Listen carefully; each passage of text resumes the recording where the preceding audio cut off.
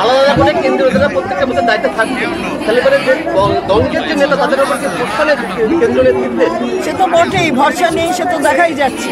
সুতরাং ওরা কি আসলো কেন্দ্রীয় না আন্তর্রাষ্ট্রীয়, তাদের কিছু হবে না।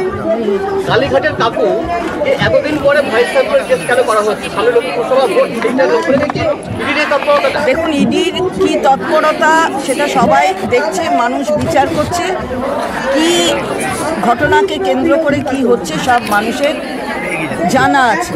আমি কোনো বিচার, যেটা হচ্ছে বিচার প্রক্রিয়া চলছে, আমি কোনো বিচারাধীন মামলার সম্পর্কে কোনো উক্তি করব। বিধায়ক মনোরঞ্জন ব্যাপারীর আশঙ্কা ভর্তি হল।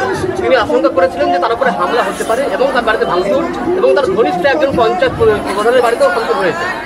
যদি কেউ করে থাকে, অন্যায় করেছে, তার জন্য যদি কোনো পদক্ষেপ নিতে হয়, যেই করে থাকুক, সেটা পদক্ষেপ নিশ্চিতভাবে যাদের নেওয়ার তারা নেবে।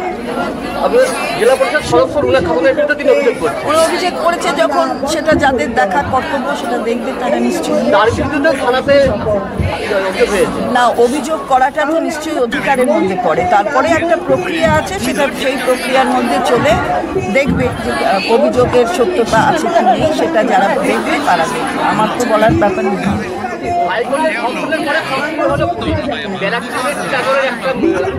ঘটনায় হাইকোর্টে নির্দেশ দিয়েছে যে সেটাকে বাধার ক্ষেত্রে করতে এবং ইতিমধ্যে সমস্ত আসামিকে অ্যারেস্ট করা হয়েছে।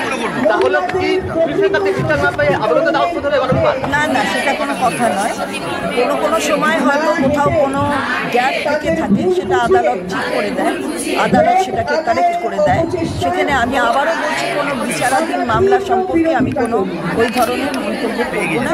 পুলিশের যেটা করণীয় সেটা পুলিশ করবে, আদালত যেটা বলছে সেটা আদালতকে মান্যতা দিয়ে যেটা করা সেটা নিশ্চিত। পুলিশের কাছে বিচার কেউ না পেয়ে তারা আদালতে যেতে বাধ্য হচ্ছে। পুলিশ কোনোদিন বিচার করে না, বিচার তো আদালত করে।